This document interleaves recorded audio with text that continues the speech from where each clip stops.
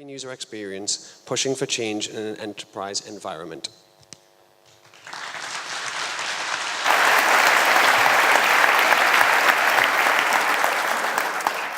Hey everybody, and it feels good to be here.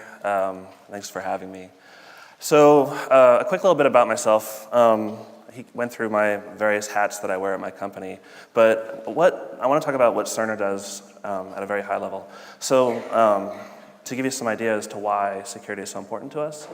So Cerner, we are a healthcare IT company. We make software for everything from emergency rooms to pharmacies, and so on. We also have a hosting business where, like for hospitals that don't necessarily have the infrastructure to host their own data, we'll do that for them. And because of that, we have to be very, very concerned about security. And I'm going to throw a couple numbers out there to give you some examples as to why we have to be so concerned about security.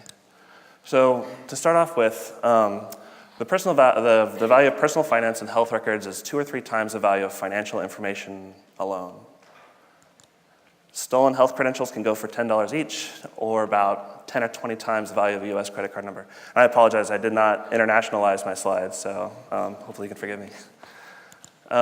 And criminals are selling the information on the black market at a rate of $50 for each partial EHR compared to $1 for a stolen social security number or credit card number. So there's a lot of motivation out there to steal healthcare records and then to go sell them on the black market, and there's a lot of value there to be made. And so for us, as we host so many of those things, we have to take security very, very seriously. And we believe in a secure from the start position, meaning that when we design out a new system or we design a new application or series of applications, we have to think of it, how do we lock it down from the beginning? We don't build an application and then attach security on after the fact. And I want to talk about Yahoo. So why am I talking about Yahoo? Yahoo's a pretty good example of security and user experience, and it's a really good recent example. I'm sure some of you have probably heard about the 500 million email accounts. That includes everything from your name, your address, your security questions, your security answers, and your passwords have been stolen. So that's one of the largest compromises, I think, in history. And I have a couple quotes here from an interview on New York Times they did when they were talking to Yahoo about how did this happen. This is a pretty good quote. "To make computer systems more secure, a company often has to make its products slower and more difficult to use. It was a trade-off Yahoo's leadership was often unwilling to make." The security team, their requests were often overridden because of concerns that the inconvenience of added protection would make people stop using the company's products. And you can see here that there is this unspoken consideration that security and user experience have to be at odds with each other. And it's something that we need to look at, we need to challenge, and we need to overcome this. The belief that if we want to make it more secure, we have to make it less usable. If we want to make it more usable, that means less secure. And that doesn't always have to be the truth. And that's what we're going to get at today. And how do we go about pushing that forward? But the first thing you have to understand when you're doing this is that when you are looking to impact or push a positive user experience within a security conversation, is that you're often challenging culture more so than you are having a tactical conversation. And a lot of times, if you want to push change, you cannot have just a tactical conversation. You can't just say, well, I want to change this option or I want to change this option. You have to go in and look at it as influencing culture. So there's a really good practice that came about. So I'm going to talk about responsive web design. And I'll give you an idea how I'm going to connect this. So one of the things that when responsive web design first came out is it forced a lot of designers and developers to start talking right from the beginning, whereas before there was some habit, not always, but there's a lot of habits where you'd see designers would do the designs and then developers would pick it up after the fact. Where when we started doing responsive, it really forced all of the designers to sit there with the developers from the beginning. And we need to look at how do we carry that conversation over to the security world? How do we pull security in that conversation right from the beginning? So Jared Spool put a really good article together called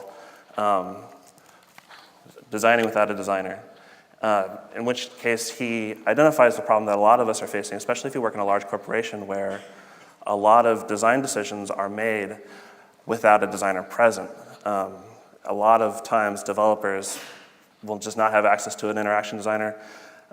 Maybe there's not one available for the team right now. Maybe there's the interaction design team is a rather small one. And so they're forced to make these kind of decisions on their own. And so how do you overcome this? And so what Jared talks about is he talks about establishing a culture of design within your company. And that's what we need to do similarly for security with our security associates, our security engineers. And so how do we start this? One of the things that I really like that Lola touched on earlier is having that technical literacy. So one of the things that, so people love talking about how designers should learn how to code, designers should learn how to code. One of the benefits that comes from people that do have a development background is that they're able to have those technical conversations with their development team. Now, you don't need to be a developer to be able to do this. You just need to be able to form that technical literacy. But a lot of the value that comes from that is that you can understand the limitations of the platform that you're working on. You can have a more productive, collaborative conversation with your development team. And similarly, we need to be able to have a similar type of shared language with our security engineers. And so I want to run through and kind of give you some terms that will help you when you want to have a conversation with a security engineer. Risk. So what is risk? Risk is any event that could result in the compromise of assets. Pretty simple. And what is not so simple is that there's a lot of times that we make assumptions around risk when we're designing out our applications. So how many people here have ever made a login page? So some good number of people. When you design your login page, how many of you thought through and worked with your developer and talked through your password complexity rules, right? And there's a lot of depth there. There's a lot of points that we have to identify of risk. And I'm going to walk through one example, which are security questions. And we'll talk about how risk falls into this as we walk through it. So these are the security questions from my own personal bank. I didn't include the name of the bank because having a video where I talk to you about how you can hack my security questions is probably not the smartest thing to do. But I wanted to give you guys some examples of the risk and the assumptions that we make. So the very first question, what was the first name of your favorite teacher or professor? What was the name of your favorite restaurant, the second one, and then the third? In what city did you meet your spouse or significant other? Pretty simple. So let's talk about how easy it is to hack my security questions. This first one, what is the name of your favorite teacher or professor? Well, you can go look at my Facebook profile and see that I went to Kansas State University. And if you look at my friends list, I only have one professor who's on my friends list, and that's Les Kinsler. So right there, through a couple quick searches, you're able to get the answer to the first security question. Second one, what is the name of your favorite restaurant? So I don't know if any of you guys ever used Untappd before? So Untappd, for those that aren't familiar with it, is essentially like Foursquare, but for beer. And I think they actually have a partnership with Foursquare. Please ignore the number of beers over there. That's not relevant. But what you can do, and what you do is, so you go to like a restaurant or whatever, you try some new beer, you taste it, and then you log into Untappd, you rate it, you say, okay, I thought this was great or bad or whatever, and I'm drinking it at, the Foundry or Rock Bottom Restaurant and Brewery. And it tracks all that stuff, and it creates a public profile, and all of a sudden, anybody can go to Untappd. You can go to Untappd right now and look at my username, and you can filter by restaurant, you can filter by bar, and it's pretty easy to discover what my favorite restaurant is. We're really cute here. This is my girlfriend and I were drinking wine, Missouri wine. It's not that great, but, we live in Missouri. What do you get? In what city did you meet your spouse or your significant other? So this is my Twitter profile. Again, pretty easy to see. I live in Kansas City. You pull up my Instagram, also public. You can go see, hey, look, there he is. He's on a date with his girlfriend. I throw her name in there, her name, Casey Romance. Again, you could probably pretty easy to figure out that we met in Kansas City. And there's the answer to the third security question. And there's some rules around this. So hard to guess or find out, easy to remember, doesn't change over time. But in an age of social networks, it becomes a lot harder to come up with a question that is hard to guess. So even simply choosing your security questions as a way to do account recovery, you've introduced a lot of risk. The way you've designed out your questions introduce a lot of risk depending on what kind of questions you are. It's actually gotten so bad that some sites have just abandoned security questions altogether. So this is what happened when I went to my Google account and tried to adjust my security questions and see what theirs look like, and they don't even support them anymore. It said, please consider adding a recovery phone or a recovery email address. But even those can be compromised.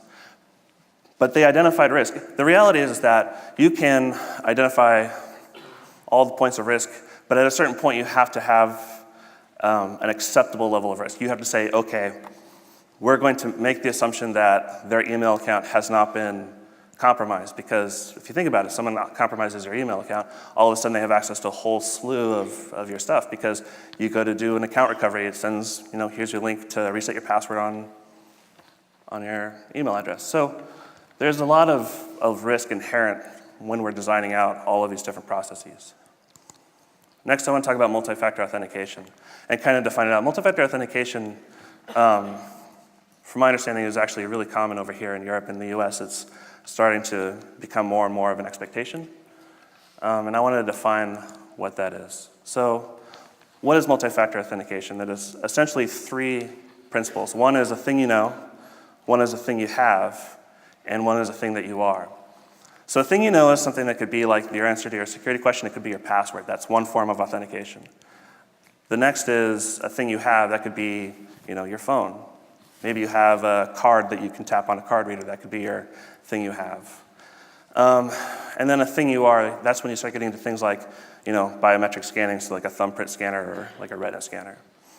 And typical, when someone says multi-factor authentication, you can assume that it's going to be at least two of these things. It doesn't have to be all three, but at least two of these things need to be present before you can say you've actually incorporated multi-factor authentication. And I wanted to kind of run through a couple examples of devices that are available for people to use and kind of talk about some of the pros and cons of each.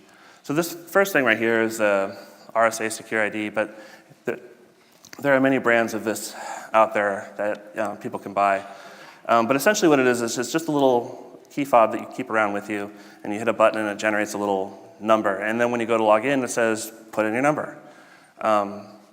There's a bunch of pros and cons to something like this. The pro is that you don't have to remember anything, because it just generates the number every single time, and there's always a brand new one. The other one is that it's pretty lightweight and it's pretty easy to carry around.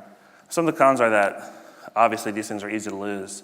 There's actually, I put a link here, but there's a good usability study that was done on the different forms of multi-factor authentication. And one of the things they found is that when companies rolled out things like this to allow their associates to access their devices, for example, is that all of a sudden their productivity at home dropped dramatically. And what was happening is people were forgetting them at their desk. They'd leave them in their desk, they'd go home, and then all of a sudden they couldn't access any of the resources they have. Or let's say you're traveling. We have a lot of people out of my company that do a lot of traveling. And if you're traveling and you left your key fob at your desk, all of a sudden you're locked out of all of your resources for the entire time that you're gone. Next, there's a pretty standard one. I took an example from Google's SMS two-factor authentication. SMS is a great one because almost every person that you know probably has a phone.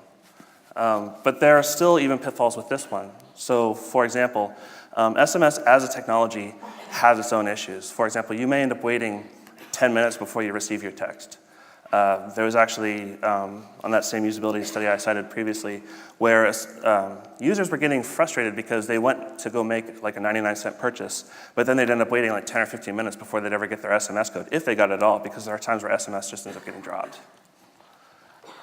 And then I actually had a really good one that was just brought up to me earlier today where someone was on a plane, and if they're on a plane, it's really hard to get texts. And so all of a sudden, while you're traveling, you're locked out of your device. And then finally, there's actually ways that you can put tokens. So a token is essentially like the key that allows you to access something in the form of multi-factor authentication. So there's actually ways that you can install the key as a piece of software on like a laptop. And these have a lot of benefits to them. Like for number one, you don't have to remember anything. Number two, you're probably doing a lot of work on your laptop. But then you have your cons here too, where let's say you're in a lot of people nowadays, they don't work on just laptops. So we talked about the fact that people are using their mobile phones, they're using their laptops, their own personal laptops, they're using their own personal iPads. You have a whole wide range of devices, and then all of a sudden, to introduce some kind of authentication like that is you either lock them into a single device or you start getting to the business of managing a whole bunch of different devices. And so all of a sudden it becomes difficult to maintain all that stuff, especially if you have like rotating devices. Let's say, because we see that at some hospitals where physicians will have like iPads that kind of rotate through the different departments. And so in those cases, all of a sudden to throw on a token there and say, this is definitely, Dr. Bob, it's a lot harder to do when that iPad gets rotated to the next person. So those are all some of the pros and cons. And when you start looking at introducing multi-factor authentication and you want to go with one of these methods, you just need to kind of be aware of some of the pitfalls that may come with each. Next, I want to talk about authentication. And authentication is a pretty simple act. It's usually just a simple act of just logging in. But the reason I want to talk about authentication is because a lot of people tend to conflate authentication with authorization when we really need to treat them as two separate acts. Where authentication is the act of logging in, it just gets you access into the application itself. Authorization is looking at who you are as a person and determining what you should or should not have access to. And that may happen at the point of logging in. It may happen after you've logged in and you try to hit something that requires a higher level of security clearance. There's actually a thing called step-up authentication where you can just log in and they don't introduce two-factor authentication until you've already been in the app and you're trying to hit like a sensitive resource. That's step-up authentication. But we just need to remember that as we start designing out authentication and authorization, that we need to treat them as two separate things and not conflate the two. And I'll give you some examples of like authorization. This is just me authorizing Airbnb to different parts of my Facebook profile. Or here on my Facebook profile where I'm saying, okay, who can look at my different elements on my page? Right? And so this is me setting it up so that when someone else tries to look at my stuff, they are either authorized or not authorized to see certain pieces of information. Next, I want to talk about globalization and privacy. So globalization and privacy is becoming a rather large topic for a lot of us, especially as this world of ours gets so much smaller and we have all these different territories that we have to obey by their rules. So I'm sure, how many people here have heard of the European cookie law? That's been around for a while, right? But the European cookie law doesn't exist in some of the other countries. It's very, very much in the EU. And even in the EU, you have different forms of enforcement. So the UK might have different rules than France, might have different rules than Germany. And so we need to be aware of what the differences are because we're having to design around these experiences. And there's some really good resources out there too. This is one that I use quite a bit. I'll throw the URL after the fact, but it's a good way for me to get a quick glance and see what are the differences between the different territories, who are like the data enforcement officers. So some of your countries, if you want to roll out, especially like an enterprise solution, you'll actually need to talk to their data enforcement or have someone go and talk to their data enforcement officer in that country before you're allowed to start selling or moving people onto that solution. This has actually been a big thing that I know internally at Cerner we've been dealing with a lot in the last couple of years.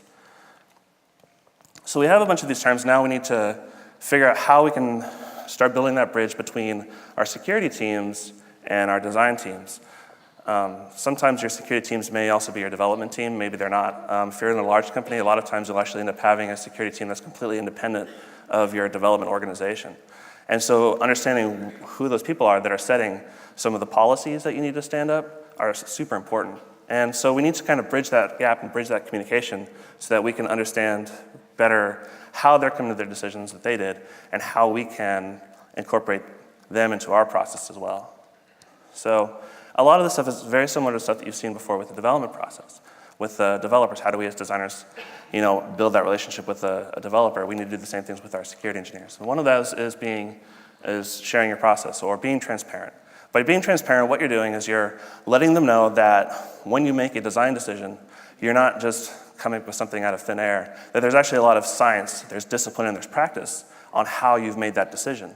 And by being transparent on how you got there, let's just say, for example, you did some usability tests. Having those test results published in a place that these other teams have access to view them and see how you got them instills trust in them. It also helps them understand better as to how they can make some of those smart decisions. I'm not encouraging you to tell your developers, your security team to suddenly start going and becoming their own designers.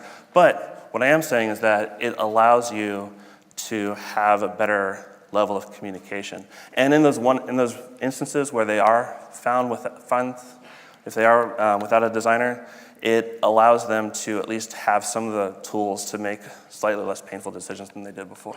Of course, ideally, we'd always have them talk to the designer when they can. Next is understand the limitations of the discipline.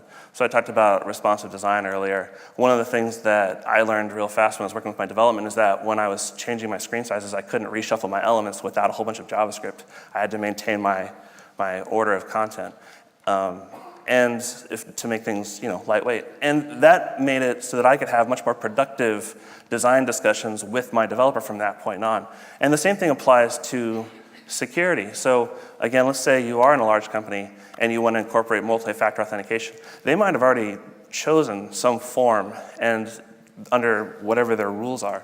And you need to talk to them and understand, how did you come to that decision? Why are we using this solution? And it'll get you able to better incorporate that into your solutions. Next is building those relationships. This one is, it seems like the most obvious, but it's also one of the most important, and that means having lunch with these people. If you see them in the lunchroom, go sit down and talk to them, ask them about their day, ask them about their families, see what they're doing over the weekend. But the more you build those personal relationships, the more you have that familiarity and the more you have that trust when it comes time to have those complex, difficult work conversations. So now I want to talk a little bit about a success story that I had recently with a security project and a little bit of failure that went along with it. So I want to talk about PAM, or Privileged Access Management. Now, to give you an idea of what PAM is essentially a solution or a piece of software that allows people to access various resources. Let's say it could be a Windows machine, or it could be like a Linux machine. And there's a lot of design that goes into building out a PAM solution. So, for example, you need to make a portal for the recording because PAM will record everything that happens. You need to figure out how it can fit in with their workflow. So, but essentially, all PAM is just something that allows you to access other boxes, and it records those sessions. Now, when our company first tried to stand up a PAM solution internally, it had very much a if you build it, they will come attitude.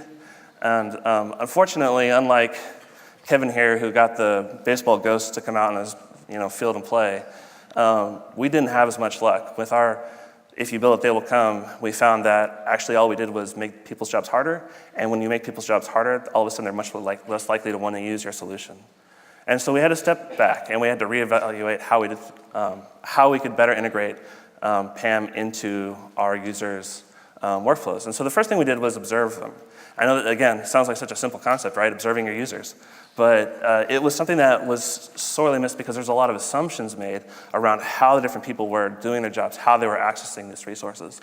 We also learned that, one of the less fun parts of observing the users was when they had to do their midnight rolls, because a lot of times the people that would need to access all these various machines would do their work in the middle of the night to cause the least amount of disruption.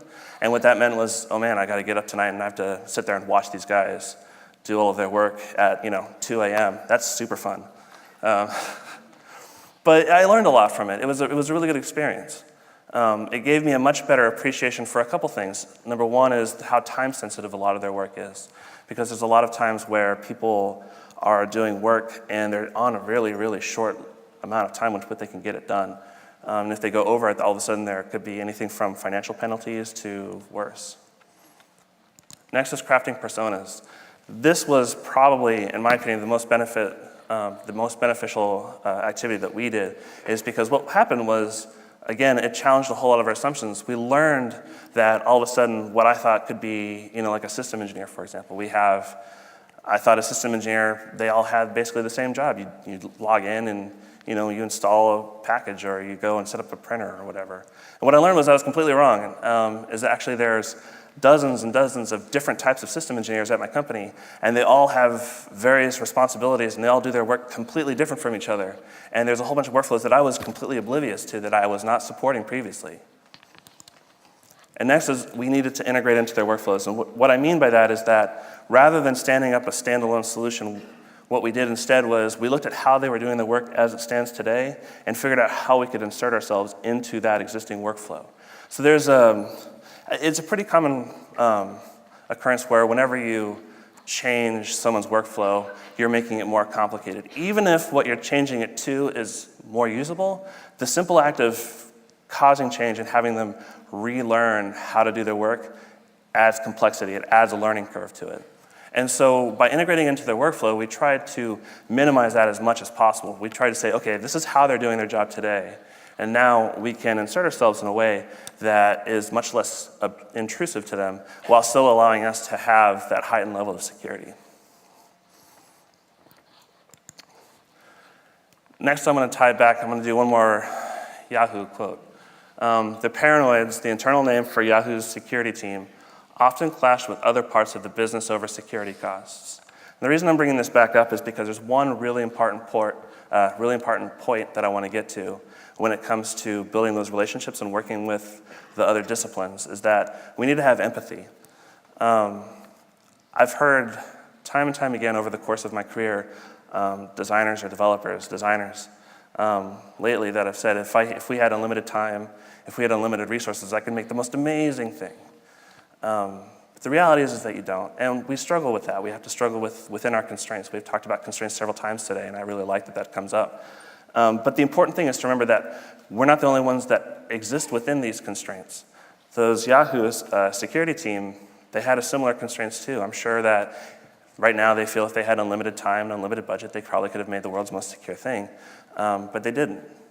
And a lot of the times when we're working with our security teams, they're also within similar constraints. They also have limited resources or limited time. And so being understanding as to some of the pain points that they're going through will make it so that when you need to work with them, you'll have a much more productive conversation. Thanks.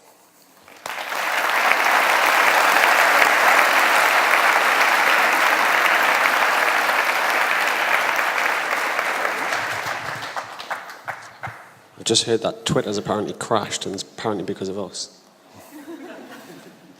That'd be good. It might actually be because of us. We actually were trending at number 2 for a little bit. So I obviously mentioned before that I work at the Department for Work and Pensions, which is a government department, and we have security teams as well. And it's challenging at best. And we have layers of security teams, so we have something like GovUK Verify, and then we have internal security teams within the Department for Work and Pensions. And it's, for me as a designer, it's one of the most mind-blowing things to sit down with like a security architect and discuss design alongside security, more so because I feel completely overwhelmed and they're way more clever than I ever was or am. But it's the level of detail that they can get to and how you try and kind of merge that in with the design side of things. One of the big questions though is, for instance, if there was a pattern to do a thing, a security pattern, and that was then became the norm, and then there was a breach because of that pattern, or that pattern was breached, how as a designer do you respond to that change and work with security to make a new thing? So there's a couple things to it. Number one is before you can even make the change, the first thing you have to do is identify if there's someone's going to make a communication to the people that are exposed to that breach. One of the things, and Yahoo's a great example of this, if you look at when that breach happened versus when they told their users, it was long enough that there are probably going to be some legal ramifications for that. And so as a designer, when you first hear that there's going to be a breach, you need to understand if there's going to be a communication plan that's going out to your users. And if you need to participate in that, do you need to help craft the messaging? Don't leave your security team out there to dry, to have to come up with their own messaging. The next thing is to sit back and have an understanding of kind of how that breach happened.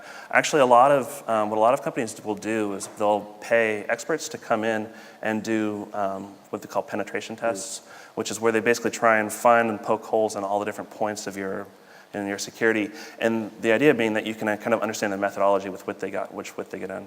So in your case, where there's like a design pattern that involves a security breach, you need to have that same level of understanding how exactly did this happen? And after that, it's really just a collaborative conversation with your security team, because the first thing they're going to want to do is they're going to start locking things down tighter and tighter, which is completely the right response to have. However, they need to make sure that they're doing it without additional cost to the business, because it's really easy to have a knee-jerk reaction and say we're going to make things 10 times harder to log into, but you don't want to do that while making it harder for people to buy things on your online presence, right? Or to be able to do their job, access the resources they need to do. So it's definitely going to be a collaborative act and a balancing act.